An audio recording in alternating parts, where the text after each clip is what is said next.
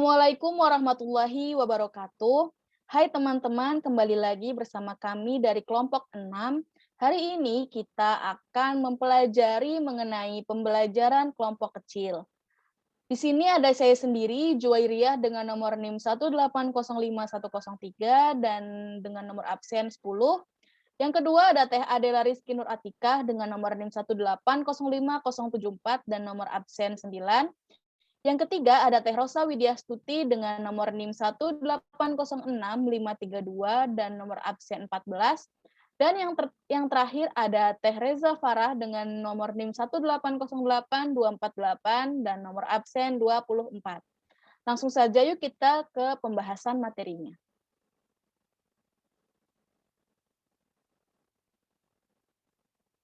Pengertian mengajar kelompok kecil. Keterampilan yaitu kemampuan untuk menggunakan akal, pikiran, ide, dan kreativitas dalam mengerjakan, mengubah, ataupun membuat sesuatu lebih bermakna, sehingga menghasilkan sebuah nilai dari hasil pekerjaan tersebut. Menurut Basnawi dan Arifin dalam Ali Sodikin dan Nasrul Hakim, keterampilan mengajar kelompok kecil diperlukan ketika jumlah siswa sangat sedikit. Keterampilan mengajar kelompok kecil dan perseorangan adalah kemampuan guru atau instruktur atau widyaswara dalam mengembangkan terjadinya hubungan interpersonal yang sehat dan akrab antar guru dengan siswa, maupun antara siswa dan siswa, baik dalam kelompok kecil maupun perorangan, menurut Didi Supriyadi dan Denny Darmawan. Jadi, keterampilan mengajar kelompok kecil dan perseorangan adalah kecakapan menanamkan pengetahuan yang dilakukan pada kelompok siswa dan pada siswa secara individu. Tujuan guru mengembangkan keterampilan mengajar kelompok kecil dan perorangan. Pembelajaran kelompok kecil dan perorangan merupakan suatu bentuk pembelajaran yang memungkinkan guru memberikan perhatian terhadap setiap siswa. Pada pembelajaran kelompok kecil dan perorangan dapat menjalin hubungan yang lebih akrab antara guru dan siswa maupun antara siswa dan siswa, sehingga memungkinkan siswa belajar lebih aktif, memberikan rasa tanggung jawab yang lebih besar, berkembangnya daya kreatif dan sifat kepemimpinan pada siswa, serta dapat memenuhi kebutuhan siswa secara optimal.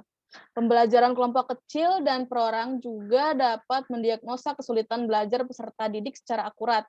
Maka, guru harus mencermati atau meneliti permasalahan-permasalahan yang dihadapi oleh peserta didik. Melalui pendekatan kelompok kecil dan perorangan, biasanya peserta didik akan mudah dan bebas menyampaikan permasalahan-permasalahan belajarnya, sehingga guru akan dapat menyimpulkan kesulitan yang dihadapi dan alternatif solusi pemecahan yang dilakukan guru. Materi yang selanjutnya akan disampaikan oleh Teh Adela Rizky Nur Atikah, kepadanya dipersilahkan.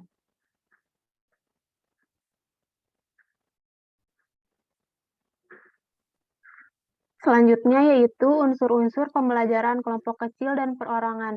Berikut ini merupakan dikemukakan beberapa aktivitas atau komponen-komponen yang dapat dilakukan oleh guru untuk memberi layanan pembelajaran secara optimal melalui pendekatan kelompok kecil dan perorangan.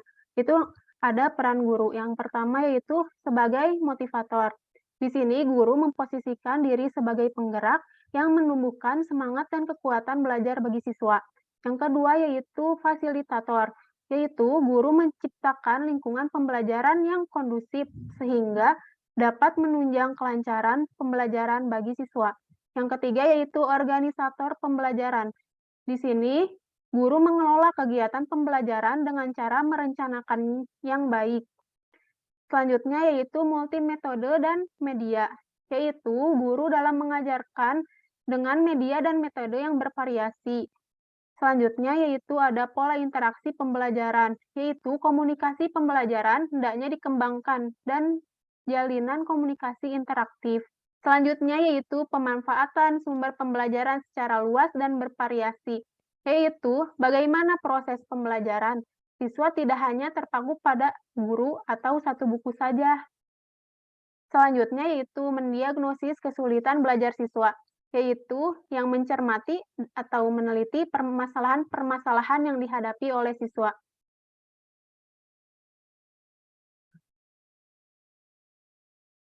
Selanjutnya ada beberapa keterampilan yang harus dimiliki oleh guru dalam melakukan kegiatan pembelajaran kelompok kecil dan perorangan. Antara lain, yang pertama, mengidentifikasi topik pembelajaran. Dalam hal ini, ada topik materi yang efektif dengan model pembelajaran secara klasikal dan ada pula yang lebih efektif dengan pendekatan kelompok kecil dan perorangan.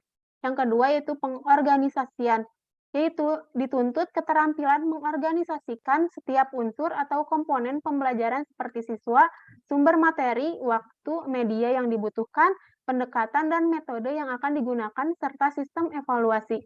Yang ketiga yaitu memberi kulminasi, yaitu setiap kegiatan pembelajaran kelompok kecil dan perorangan harus diakhiri dengan kegiatan kulminasi, misalnya dalam bentuk membuat rangkuman, pemantapan, laporan, dan lain sebagainya. Yang terakhir, mengenal secara personal, yaitu guru untuk dapat mengajar melalui pendekatan perorangan dengan efektif harus mengenal pribadi dengan karakteristik siswa secara umum dan lebih baik secara lebih mendalam.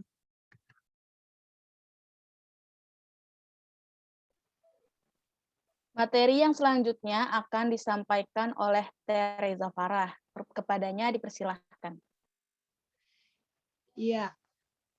Selanjutnya yaitu komponen-komponen keterampilan dalam pembelajaran kelompok kecil. Yang pertama yaitu mengidentifikasi tema pembelajaran. Nah, topik materi memiliki karakteristik yang berbeda-beda. Dalam hal ini, topik materi yang efektif dengan model pembelajaran secara klasikal dan ada pula yang lebih efektif dengan pendekatan kelompok kecil dan perorangan. Yang kedua yaitu pengorganisasian. Guru dituntut terampil mengorganisasikan setiap unsur dan komponen pembelajaran, seperti peserta didik, sumber materi, waktu, media yang dibutuhkan, dan sistem evaluasi. Yang ketiga yaitu memberikan kulminasi. Setiap kegiatan pembelajaran kelompok kecil dan perorangan, guru harus mengakhiri dengan kegiatan kulminasi. Misalnya dalam bentuk membuat rangkuman, pemantapan, laporan, dan lain sebagainya. Yang keempat yaitu mengenal secara personal. Proses pembelajaran yang efektif pada kelompok kecil, guru dituntut harus mengenal pribadi, karakteristik secara umum dan lebih baik secara mendalam. Yang kelima yaitu mendorong peserta didik untuk menyelesaikan tugas belajarnya dengan memberi nasihat, ujian, dan motivasi. Yang keenam yaitu mengembangkan bahan belajar mandiri. Guru harus terampil mengembangkan bahan pembelajaran untuk individual seperti dengan bahan belajar mandiri dan lain sebagainya yang memungkinkan peserta didik dapat belajar sendiri sesuai dengan caranya masing-masing. Next.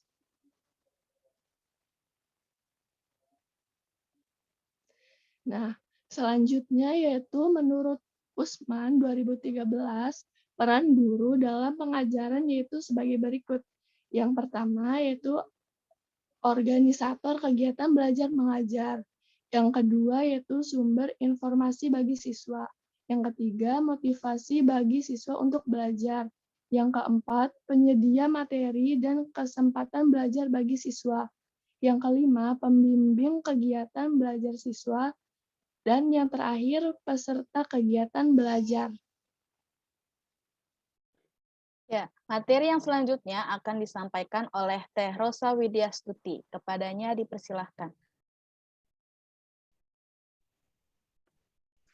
Penggunaan pembelajaran kelompok kecil di dalam kelas. Pengguna pembelajaran kelompok kecil ini di dalam kelas merupakan kecakupan menanam pengetahuan yang dilakukan pada sekelompok siswa dengan jumlah berkisar 3-8 orang dengan bertatap muka dan memiliki berperan sehingga dapat mengembangkan potensi diri peserta didik.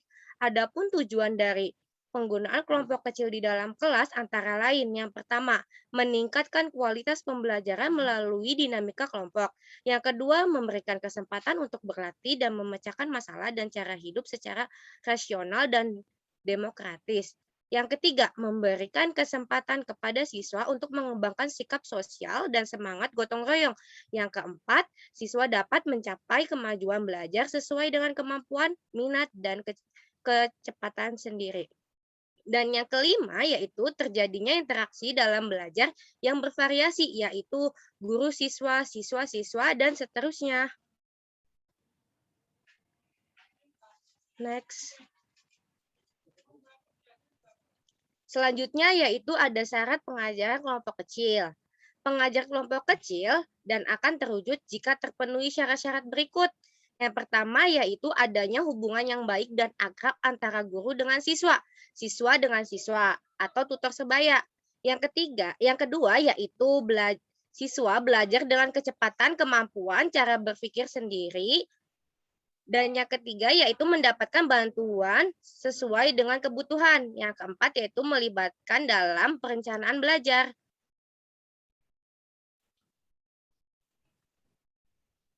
Sekian pemaparan materi dari kelompok kami.